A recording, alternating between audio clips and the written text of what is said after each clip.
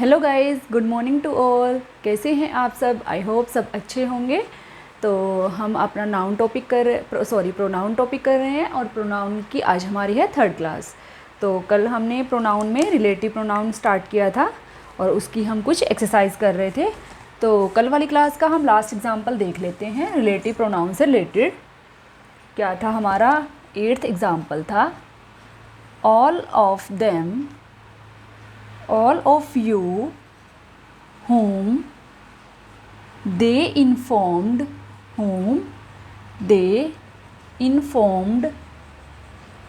about the meeting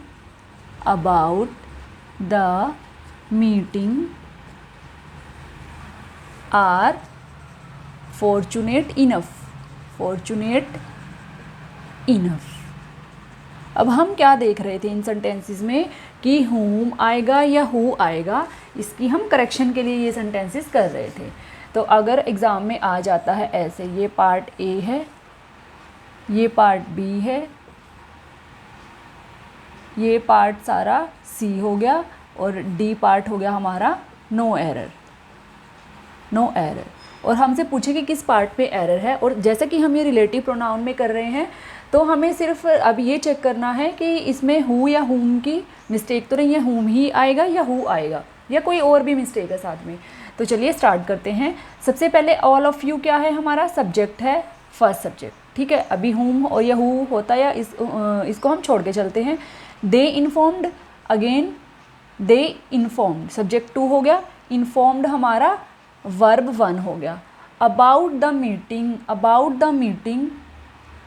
meeting हमारा क्या हो गया? ऑब्जेक्ट हो गया, एक ही ऑब्जेक्ट है। आर फॉर्चुनेट इनफ, वो लक्की है, यानी ये हमारा एक तरह से एडजेक्टिव का काम कर रहा है, ठीक है। तो इसमें बताना है, देखो इसकी ट्रिक ये है इसे करने की कि हमने क्या सीख रखा है, सब्जेक्ट प्लस वर्ब से हमारा एक सेंटेंस बन जाता है। तो जितने सब्जेक्ट होंगे उतनी वर्ब तो मस्ट होनी चाहिए। ऑब्जेक्ट होगा तो भी ठीक है, नहीं होगा तो भी ठीक है। तो फर्स्ट हम देखते हैं ऑल ऑफ यू, सब्जेक्ट 1 है, V1 है, ठीक है। फिर हमारा है ये V2 भी है, R भी है, हमारा V2 भी है। सब्जेक्ट 2 है तो V2 है, ये ऑब्जेक्ट हो गया। तो हमारे पास 2 ही सब्जेक्ट हैं, 2 ही ऑब्जेक्ट हैं। तो बचा क्या? एक होम बचा। अब होम सब्जेक्ट होगा या ऑब्जेक्ट होगा? अगर तो होम सब्जेक्ट होगा तो फिर इसे एक और वर्ब चाहिएगी, हमारे पास और वर्ब है नहीं है। तो यानी ये किसका काम करेगा? यहाँ पर होम ऑब्जेक्ट का काम करेगा। तो यानी होम हमारा क्या है? ऑब्जेक्ट है। तो ये करेक्ट है यहाँ पर। तो इसका यानी एक तरह से करेक्शन हम बोल सकते हैं, all of you are fortunate enough.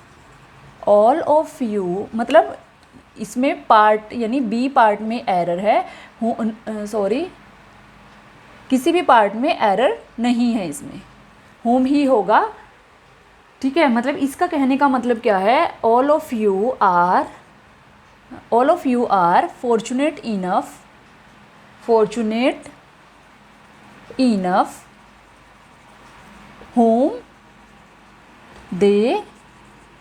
they informed about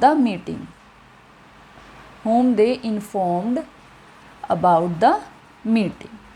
तो इस सेंटेंस का मतलब ये है, ये हमारा होम ऑब्जेक्ट का काम कर रहा है। तो इस सेंटेंस में हमारा ये नो एरर सेंटेंस है, आंसर डी हो गया। नेक्स्ट हम देख लेते हैं 9th, I know Ram whom I saw yesterday।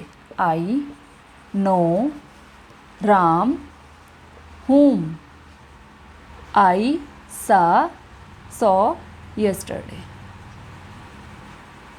अब इस सेंटेंस में देखो, सब्जेक्ट है नो राम, V1 है, नो राम, तो ये ऑब्जेक्ट 1 हो गया। आई नो राम ये कंप्लीट सब सेंटेंस हो गया।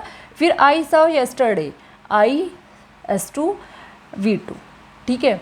तो यस्टरडे हमारा एडवर्ब हो गया यहाँ पर। तो होम क्या हुआ? यानी एक्स्ट्रा हुआ। तो होम किसका काम करेगा? यानी ऑब्जेक्ट का काम करेगा। तो यानी होम इस सेंटेंस में करेक्ट है। यहाँ पर होम यानी ऑब्जेक्टिव केस में है, तो ये भी सेंटेंस हमारा करेक्ट है। नेक्स्ट हमारा सेंटेंस आता है, I saw N anarchist whom everyone abuses,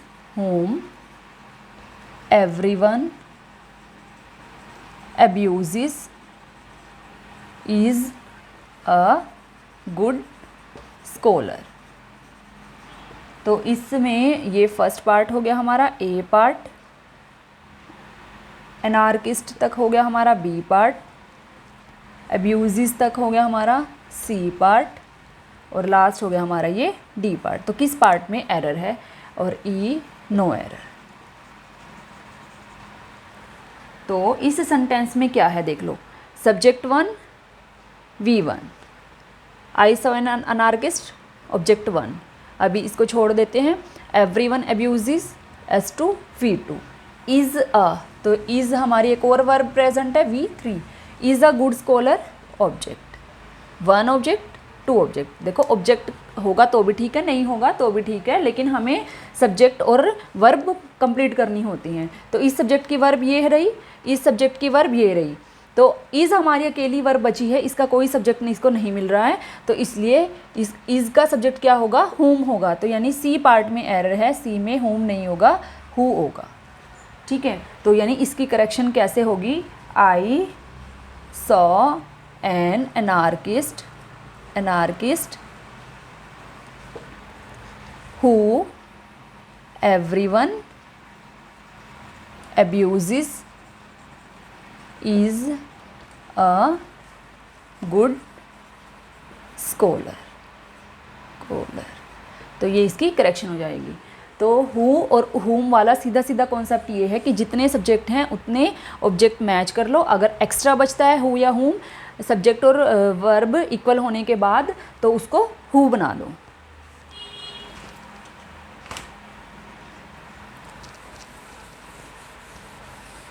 next है हमारा 11th sentence.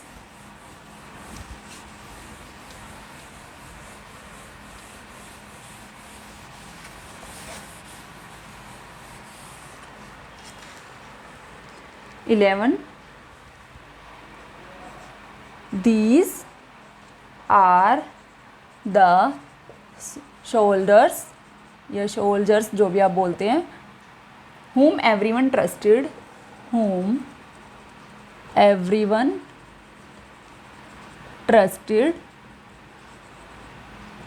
have leaked army's information।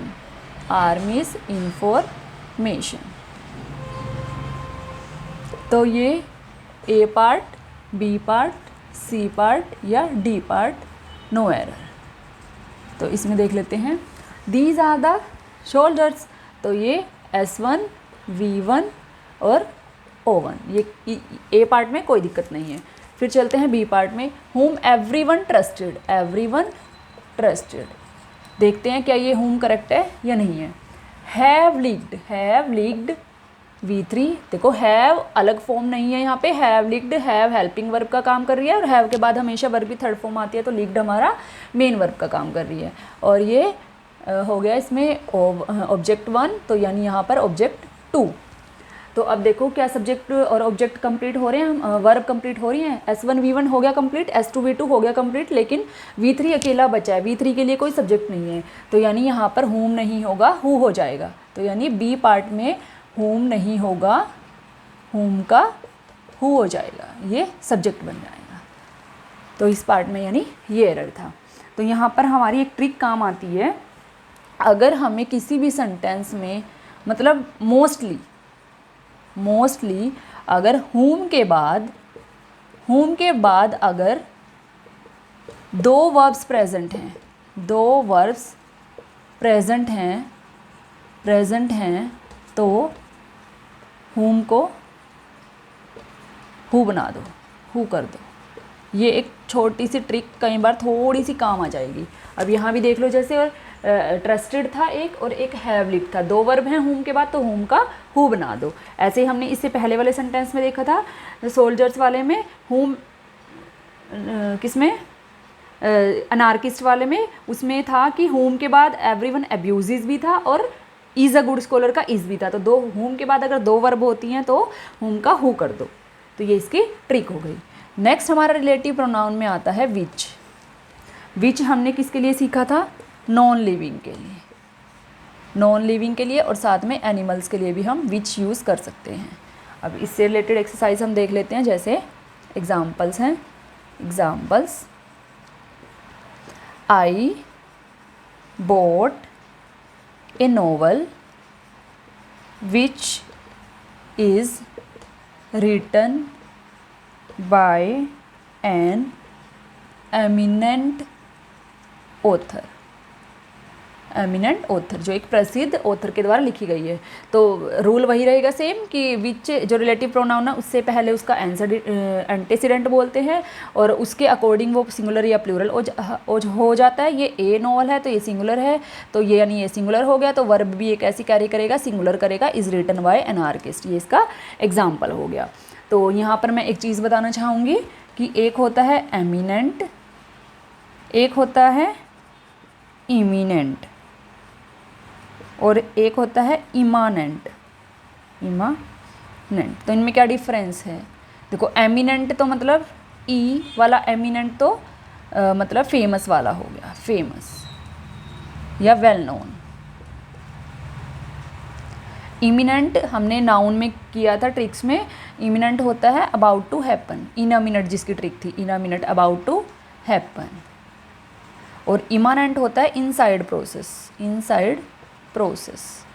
जैसे हमारी बॉडी में बहुत प्रोसेसेस चलती हैं, हम खाना खाते हैं, वो खाना छोटे छोटे टुकड़ों में टूट रहा है, एब्जॉर्ब हो रहा है, तो वो इनसाइड प्रोसेस हो गई, वो इमानेंट होता है। तो जहाँ भी ये को रिलेटेड वर्ड्स आते हैं इनको यहीं की यहीं कर लो डिफ्रेंशिएट, तो हमेशा के लिए याद रहेंगे, ये कभी नहीं भूलते। फिर नेक्स्ट हमारा विच का ही हम एक दो एग्जाम्पल और देखते हैं, फिर नेक्स्ट रिलेटिव प्रोनाउन की तरफ चलते हैं। विच हमने देखा कि विच हमारा नॉन लिविंग के लिए यूज़ होता है और एनिमल्स के लिए भी हम विच यूज़ कर सकते हैं। जैसे कि एग्जाम्पल में सेकंड है, I saw a black cobra. Animal हो गया। Which is known as the most poisonous snake in the world. Which is known as the most poisonous snake in the world। तो एनिमल के लिए भी हम विच use कर सकते हैं। बस हमें ये ध्यान रखना है कि एंटेसिडेंट सिंगुलर है या प्लूरल, और उसके बाद जो वर्ब यूज़ हुई है वो सिंगुलर है या प्लूरल है, क्योंकि वो एंटेसिडेंट के अकॉर्डिंग चलेगी। फिर है master shouted, master shouted. Which of you did not water the plant? Which of you did not water the plant? अब यहाँ पर हम देखते हैं master shouted, which of you. अब विच ऑफ यू का क्या मतलब, हम सोच रहे होंगे अब यू है, लिविंग है, तो हु ऑफ यू आना चाहिए था। तो यहाँ पर विच ऑफ यू यानी कि मास्टर है, मास्टर की क्लास के कुछ स्टूडेंट्स हैं। तो जो ये मास्टर जी हैं ये अपनी क्लास के स्टूडेंट, यानी ये लिमिटेड स्टूडेंट हो गए, इनके लिमिटेड ग्रुप हो गया। तो ये लिमिटेड ग्रुप के स्टूडेंट में से पूछते हैं अगर कि तुम में से किसने प्लांट को वाटर पानी नहीं दिया, तो विच ऑफ यू का मतलब यानी सिलेक्शन हो गया, यानी ग्रुप में से एक लिमिटेड ग्रुप में से सिलेक्शन करते हैं, तो हमारा क्या लगता है विच ऑफ यू। अगर अनलिमिटेड में से लगता कि अगर हम बहुत सारे जने हैं, कोई एक लिमिटेड ग्रुप नहीं है, तो वहाँ पर वट ऑफ यू आ जाता, what of you. What of you हमारा अनलिमिटेड में से सिलेक्शन करनी है, में से सिलेक्शन, और लिमिटेड में से सिलेक्शन में हमारा विच ऑफ यू आता है। तो यहाँ भी ध्यान रखना है कि ये किस कॉन्टेक्स्ट में यूज़ हो रहा है, लिविंग, नॉन लिविंग, एनिमल या सिलेक्शन, ठीक है। तो ये इम्पोर्टेंट है। नेक्स्ट है हमारा, this is the city which is the evident of many great wars. This is the city which is the evident of evidence this is the city which is the evidence of many great wars। तो city है, विच हो गया, एक city है, तो verb singular is हो गई। Next आता है हमारा दैट। रिलेटिव प्रोनाउन दैट आता है हमारा। अब दैट किस किस के लिए, देखो हमारा दैट लिविंग के लिए भी यूज़ हो सकता है, नॉन लिविंग के लिए भी यूज़ हो सकता है और एनिमल्स के लिए भी यूज़ हो सकता है। हम एग्जांपल्स के साथ देखेंगे कैसे।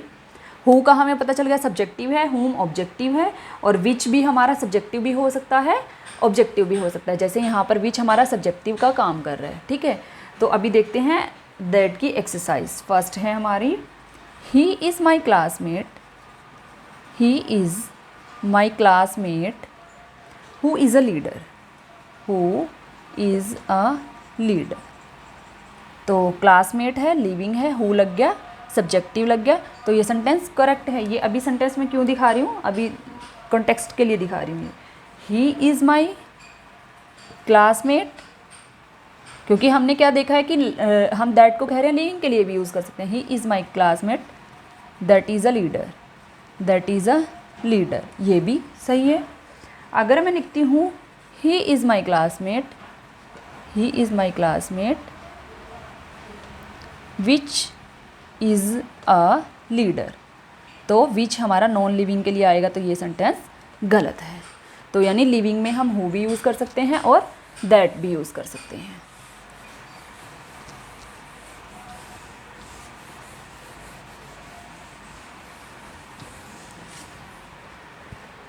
नेक्स्ट है हमारा फोर्थ सेंटेंस दैट का। I have a car, I have a car. अब यहाँ देखो which is blue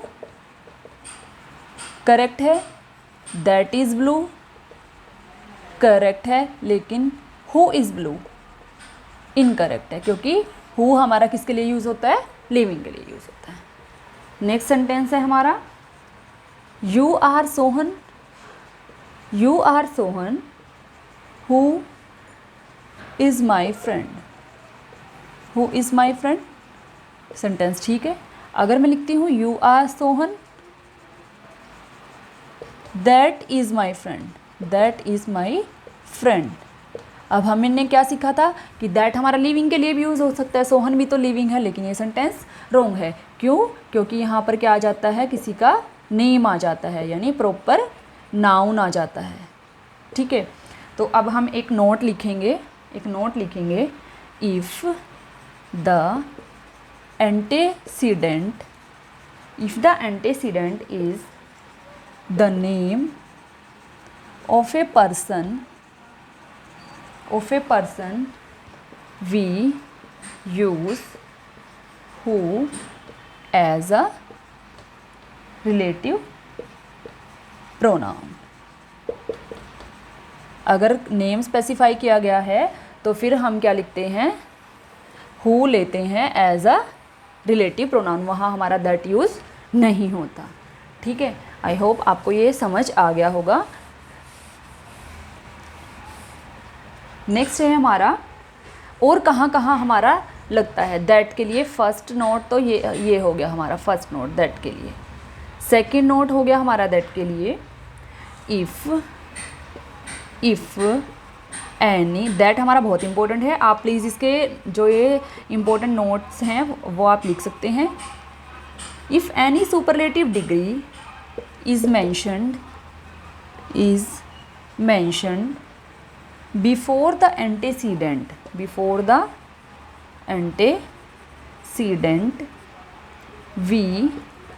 we always use that as a relative pronoun।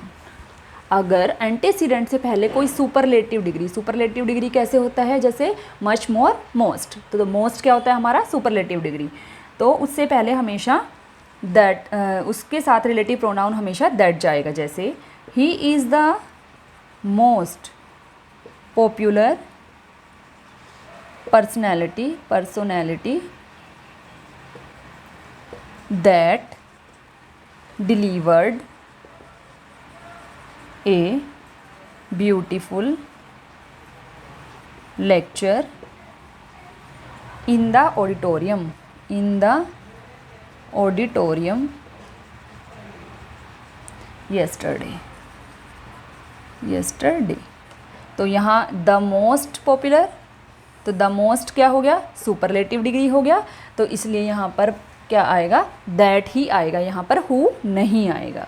ठीक है, तो ये बहुत इम्पोर्टेंट नोट है दैट के लिए।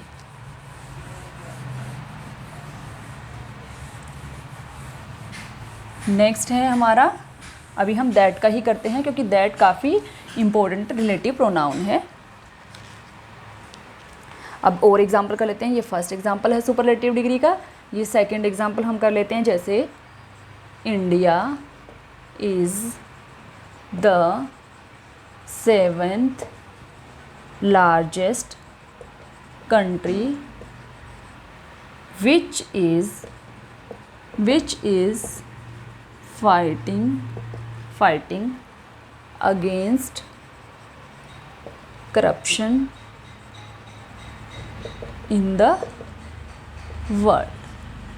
अब इस सेंटेंस में क्या है, द 7th लार्जेस्ट, तो सुपरलेटिव हो गया। हमने सीख रखा है कि विच नॉन लिविंग के साथ चल जाएगा, लेकिन जब सुपरलेटिव होता है तो विच नहीं आता, क्या आता है, दैट आता है। नेक्स्ट एग्जाम्पल है हमारा crocodile. Crocodile is the longest reptile which can run at the speed of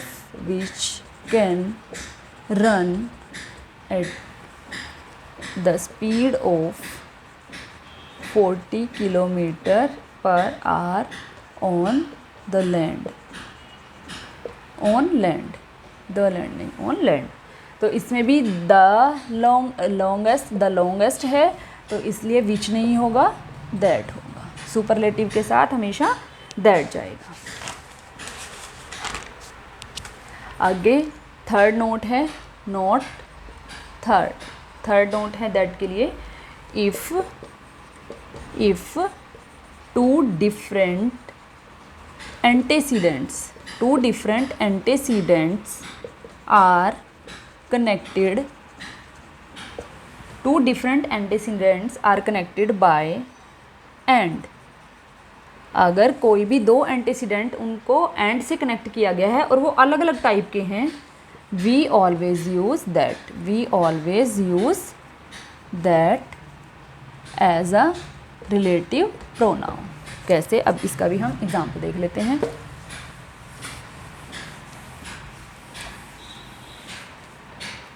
जैसे एग्ज़ाम्पल है इसका नोट 3 का एग्ज़ाम्पल, ये आप नोट 3 कर सकते हैं। इसका एग्ज़ाम्पल है, this is the cat and the girl who were playing yesterday. तो इसमें द कैट एक एक एनिमल हो गया और एक गर्ल हो गया। दोनों हैं लिविंग, लेकिन दोनों अलग अलग हैं, एक एनिमल है एक ह्यूमन बीइंग है। तो उसमें हु नहीं आएगा, वहाँ पर दैट आएगा। जब ये दो एंटेसीडेंट हैं और ये एंड से कनेक्टेड हैं और डिफरेंट कैटेगरी के हैं, तो रिलेटिव प्रोनाउन हमारा दैट आता है, हु या विच नहीं आता। तो यानी हम कह सकते हैं कि अगर प्योर सेंटेंस है हमारा बिना एंड वाला, तो हम हु भी यूज़ कर सकते हैं, विच भी यूज़ कर सकते हैं, ठीक है। लेकिन इम्प्योर के लिए और दैट भी यूज़ कर सकते हैं। लेकिन जब इम्प्योर मतलब एंड वाले आ जाते हैं, अलग अलग कैटेगरी के एंटेसीडेंट आ जाते हैं, तो इम्प्योर सेंटेंसेस के लिए हमेशा दैट यूज़ होता है, ठीक है। नेक्स्ट है हमारा नोट 4, दैट को लेकर note 4।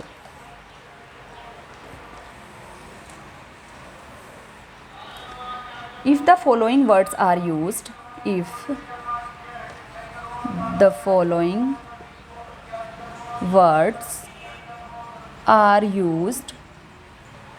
we use that as a relative pronoun। We use that as a relative pronoun।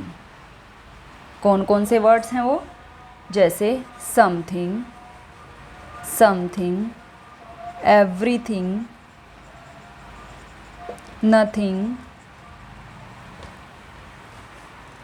little, a little, the little, few, a few, the few, none, and all.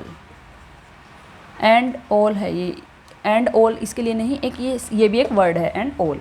अगर ये words given हैं, यहाँ पे आप single ही लिख लो, तो हमारा वहाँ पर दैट जाएगा। कैसे, अब इसके एग्जांपल हम कुछ कर लेते हैं।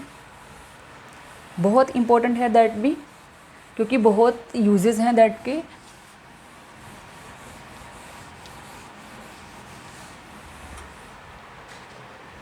एग्जांपल्स हम कर लेते हैं। First, all that glitters is not gold। तो हमने क्या सीखा है, जहाँ वर्ड all है, ये कुछ वर्ड्स हैं, ये मेंशन होगा, वहाँ that यूज़ होगा। फिर आता है all that plays well are the best players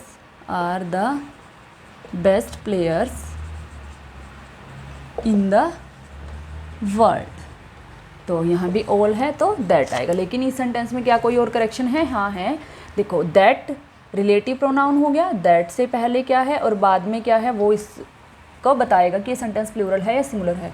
अगर हम ये सिंगुलर मान के चल रहे हैं, ठीक है, ये भी सिंगुलर हो गया प्लेस, लेकिन यहाँ आर को इज़ करेंगे, प्लेयर्स को प्लेयर करेंगे, तो दो तो करेक्शन नहीं करेंगे। तो इसलिए यहाँ पर यानी दैट कैसे मान के चल रहा है, प्लूरल मान के चल रहा है, क्योंकि आर भी प्लूरल है, प्लेयर्स भी प्लूरल है, तो यहाँ प्ले होगा प्लूरल, प्लेस नहीं होगा। ठीक है, ये बात बहुत इंपॉर्टेंट है कि ये आपको ध्यान रखनी है साथ साथ कि वर्ब कैसी जा रही है। वर्ब वैसी ही जाएगी जैसा उसका एंटेसिडेंट होगा। She is one of the mothers, she is one of the mothers that has served the children. She is one of the mothers, हमें पता है ऐसे ही होता है ये वन ऑफ द मदर्स। ठीक है, अब मदर्स है तो दैट गया प्लूरल, तो जब दैट गया प्लूरल और चिल्ड्रन भी आगे हमें प्लूरल दिख रहा है, तो दैट के साथ हैज़ नहीं आएगा, प्लूरल आएगा हैव। नेक्स्ट है हमारा, she is the only one of the mothers that have served the children. अब यहाँ देखो, she is the only one of the mothers, ठीक है, दैट। अब यहाँ पर हैव रोंग है, क्यों है? क्योंकि जब द ओनली आ जाता है तो सेंटेंस सारा सिंगुलर जाता है। तो यानी ये भी एक इम्पोर्टेंट नोट करके लिख सकते हो, द ओनली के साथ सिंगुलर वर्ब और ओनली आएगा तो प्लूरल वर्ब। तो ये काफ़ी इम्पोर्टेंट सारे पॉइंट्स हैं दैट से रिलेटेड। एक दो एग्जांपल और कर लेते हैं हम दैट के।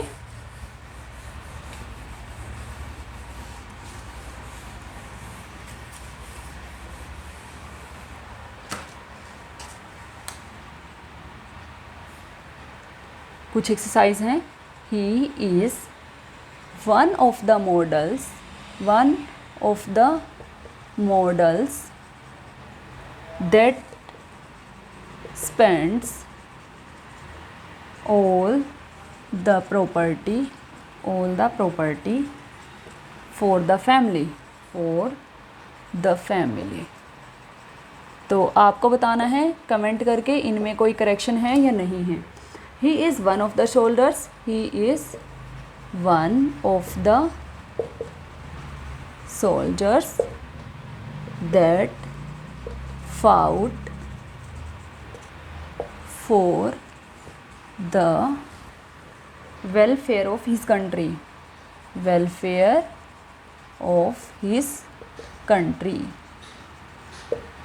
ये कुछ एक्सरसाइज आपके लिए हैं, ये आपको मुझे कमेंट करके इनके आंसर बताने हैं। सिर्फ 3 ही एक्सरसाइज हैं। Sohan is the only one of the doctors, Sohan is the only one of the doctors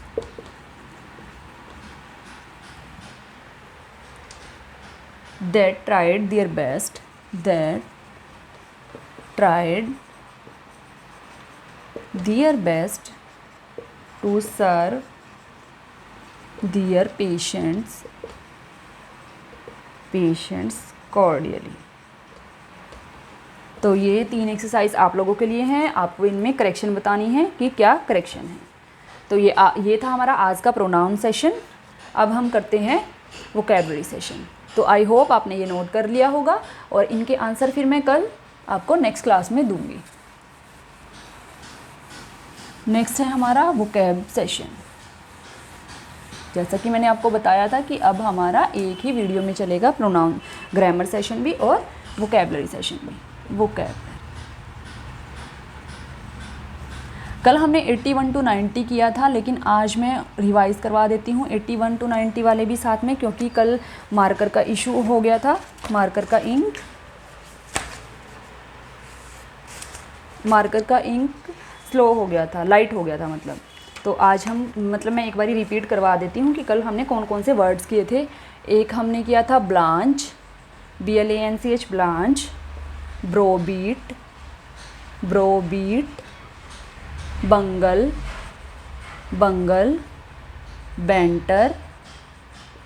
banter, bawdy, बैशन, beatific, coddle, codicil and cogents. 3, 6, 9। कल हमने ये 10 वर्ड्स किए थे। ब्लांच का मतलब था पेल दिखना, इसकी ट्रिक थी बिना लंच के पेल दिखा, बिना लंच के डल दिख रही है, पेल और डल थी इसकी ट्रिक। ब्रोबीट का मतलब था टू फ्राइटन था और इसका ट्रिक भी था उसका ब्रो यानी भाई, ब्रो बीट करने के लिए, मारने के लिए यानी डराता रहता है। बंगल था, बंगल की ट्रिक थी हमारा कि कुछ मिस्टेक से पुअरली देख लेना, कुछ भी to do something poorly with full of mistakes था। हमने इसमें क्या करा था ट्रिक, जंगल का मैप ध्यान से देखो, जल्दी में मत करो वरना गलतियां हो जाएंगी, क्योंकि अगर एक बार जंगल में फंस गए तो हमें बाहर निकलने का रास्ता नहीं मिलता। बेंटर था हमारा कि फ्रेंड्स की टॉकिंग थी इन जोक वे में, टॉकिंग इन जोकिंग था, तो यानी इसकी ट्रिक थी हमारी संता बंता से रिलेटेड कि संता बंता के जोक्स है। इसमें था ह्यूमरसली वल्गर, तो इसमें हमने बावड़ी का रावड़ी राठौर कर लिया था, रावड़ी राठौर हमने इसका ट्रिक कर लिया था। फिर था बैशन का मतलब था डिफेंडर, और डिफेंडर यानी भाषण देते हुए मंत्री को डिफेंड किया, भाषण देते हुए मंत्री को डिफेंड किया, मंत्री को पुलिस ने डिफेंड किया। ब्यूटिफिक था हमारा to show great joy and happiness, और इसकी ट्रिक भी हमारी यही थी कि हमारे ब्यूटी प्रोडक्ट्स हैं उनसे हमें क्या खुशी मिलती है उन्हें यूज़ करके। फिर हमारा था coddle to treat with great care या फिर टू मच केयर, तो इसकी ट्रिक भी यही थी COD ले, कैश ऑन डिलीवरी ले कहकर ऑनलाइन डिलीवरी वाले हमें ग्रेट केयर से ट्रीट करते हैं। कोडिसिल था कि letter added in will to change statement, तो अगर लेटर एडेड कोई वसीयत में किसी ने कोई लाइन चेंज कर दी तो उसकी वजह से हमारी क्या हो गई थी, कोठी सील हो गई थी। आगे था हमारा कोजेंट्स का मतलब था आर्ग्यू था, और कैसी आर्ग्यू थी वो, कन्विंसिंग ईच अदर को कन्विंस करने के लिए, कन्विंसिंग ईच अदर, और इसकी ट्रिक भी हमारी यही हो गई थी। कोजेंट्स यानी 2 जेंट्स आर्ग्यू कर रहे हैं एक दूसरे को कन्विंस करने के लिए। तो ये हमारे कल के वर्ड्स थे। अब हम अपने नेक्स्ट वर्ड 91 to 100 करते हैं।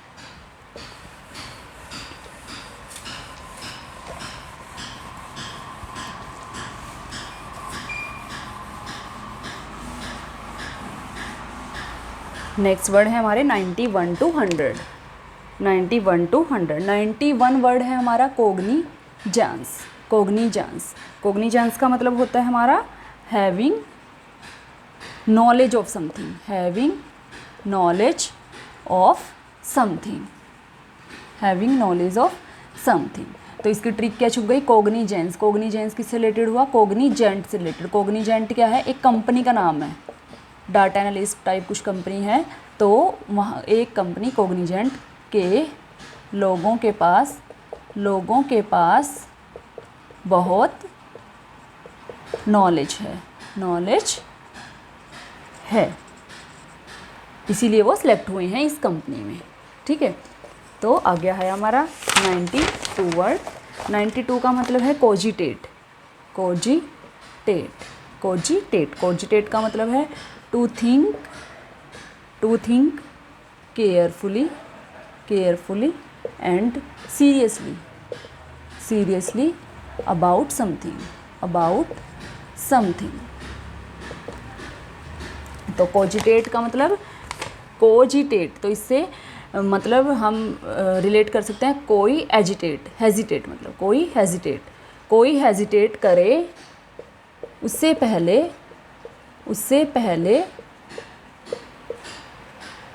पहले अच्छे से सोच लेना चाहिए, समझना चाहिए। ऐसा नहीं है कि किसी ने कुछ भी बोला और हम हेजिटेट हो गए, नहीं, कोई हमें हेजिटेट करे उससे पहले हमें अच्छे से सोच समझ लेना चाहिए। 93 कोलेट का मतलब होता है to collect information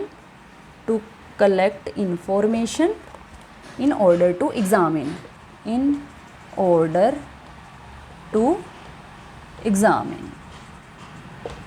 information collect करना एग्जामिन करने के लिए। जैसे मान लो कोई भी किसी पे आरोप लगाता है या कुछ भी, तो मैं मतलब इन्फॉर्मेशन कलेक्ट करूँगी ना कि क्या ये चीज़ सही है या नहीं, तो वही चीज़ को हम कोलेट बोलते हैं। कोलेट, तो इसमें कॉल और लेट वर्ड छुपा हुआ है। कोलेट इसलिए कि क्योंकि मैं इन्फॉर्मेशन कलेक्ट कर रही थी, क्योंकि मैं इंफॉर्मेशन कलेक्ट कर रही थी एग्जामिनेशन के लिए। ठीक है, 94 वर्ड हो गया हमारा कोल्यूज़न का मतलब होता है कंस्पायरेसी यानी छल करना, धोखा देना। ठीक है, कोल्यूशन। अब इसको देखो कैसे हमें रिलेट करना है। कोल्यूशन और इल्यूजन दो वर्ड्स हैं, इनकी हमें ट्रिक नहीं बनानी है। इल्यूजन का मतलब होता है कोई किसी की आंखों में धूल झोंक रहा है, आंखों का धोखा। इल्यूजन, आंखों का धोखा मतलब कैसे, ठीक है, आंखों का धोखा कैसे, जैसे हमारे फेसबुक पे नहीं आती कई बारी कि इसको ध्यान से देखो तो हमें कोई इमेज ऐसे हिलती हुई दिखने लग जाती है। वो प्लेट कटोरी वाला आता है कि एक उनमें सीधी होती है और सब उल्टी होती हैं। अगर हम उस सीधी को देख लेते हैं तो हमें सारी प्लेट सीधी लगने लग जाती हैं, अगर हम उल्टी वाली प्लेट को देख लेते हैं तो हमें सीधे वाले बर्तन उल्टे लगने लग जाते हैं। तो वो तो होता है इल्यूज़न। और कोल्यूज़न होता है वैसे कॉन्स्पायरेसी, किसी को धोखा देना, जैसे कुछ भी मतलब घर में करके, जैसे मतलब हम किसी के सामने अच्छे से बोलते हैं लेकिन एक्चुअल में हम उसको हर्ट कर रहे हैं, कहीं ना कहीं उसका मिसयूज़ कर रहे हैं उसकी बातों का या कुछ ऐसे, तो वो कॉन्स्पायरेसी कोल्यूज़न होता है। इल्यूज़न आई आँखों का, ऐसे याद कर लो इसको, आई से आँखों का। ठीक है, तो ये इसको रिलेट करके लर्न कर सकते हैं हम इसको। नेक्स्ट वर्ड है हमारा कोलोसल का मतलब होता है in large scale damage.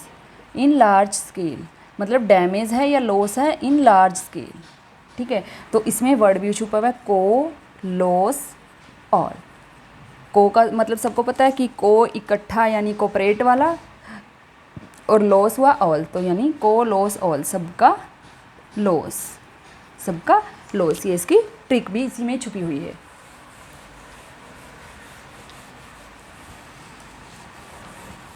Next word है हमारा 96 वर्ड है हमारा कॉमेली। इसका मतलब होता है हमारा प्रेटी या अट्रैक्टिव। तो एक सॉन्ग भी है शायद, कॉमेली नहीं, मैं कॉमेली है ना, तो उसी से रिलेटेड बन गया ऑफ अ वुमेन मतलब किसी का, वुमेन का सुंदर और अट्रैक्टिव होना। तो यही इसकी ट्रिक बन गई कॉमेली। तो कमली हो गई, कमली हो गई मैं, यानी ब्यूटीफुल। कमली वहाँ से याद कर लो कि ब्यूटीफुल है, वो बहुत अट्रैक्टिव है। नेक्स्ट, या फिर ऐसे कर सकते हैं प्रेटी है तो प्रीटी, जिंटा बहुत सुंदर है, ऐसे भी कर सकते हैं। सुंदर अट्रैक्टिव है, कमली प्रेटी। 97 है हमारा कॉमेस्टिबल।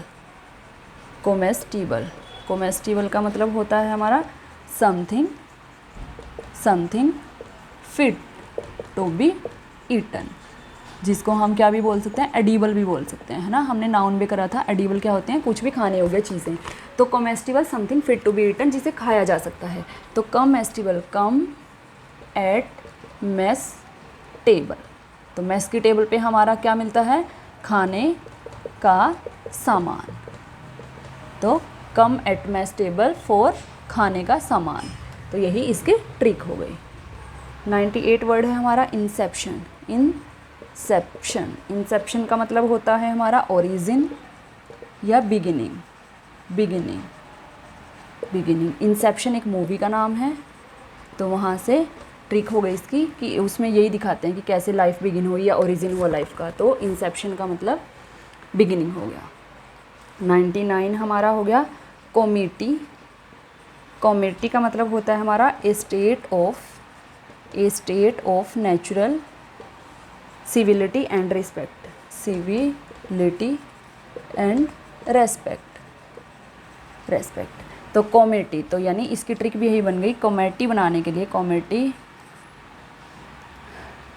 के लिए जो हम कहते हैं ना कमेटी बनाई है, कॉमेटी बनाने के लिए आपस में सिविलिटी और रिस्पेक्ट चाहिए। सिविलिटी एंड रेस्पेक्ट चाहिए कॉमेटी। तो ये इसी से बन गया, कॉमेटी से।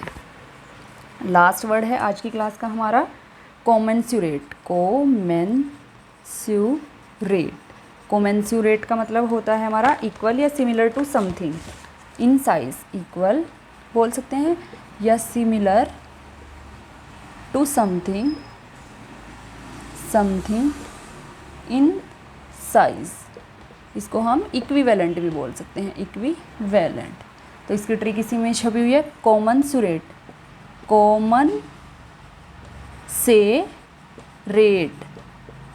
रेट हैं सब दुकानदारों के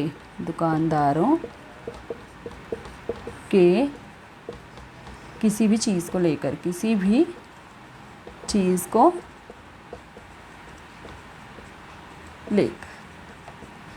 तो गाइज़ ये था हमारा आज का सेशन, और आई होप कि आपको ये सेशन समझ में ज़रूर आया होगा। तो अगर आपने मेरा चैनल अभी तक सब्सक्राइब नहीं किया है तो प्लीज़ मेरा चैनल सब्सक्राइब करें, लाइक करें, शेयर करें, और मुझे कमेंट करके ज़रूर बताएं कि आपको मेरी ये ट्रिक्स यूज़फुल लग रही हैं या नहीं लग रही। और अगर मुझे अपनी वीडियोज़ में कोई इम्प्रूवमेंट करना है तो प्लीज़ मुझे वो भी सजेस्ट करें। और मैंने जो आज प्रोनाउन की एक्सरसाइज के लिए बोला है तो प्लीज़ मुझे उनके आंसर भी कॉमेंट बॉक्स में ज़रूर बताएँ। तो आज की वीडियो यही समाप्त होती है। Thank you so much.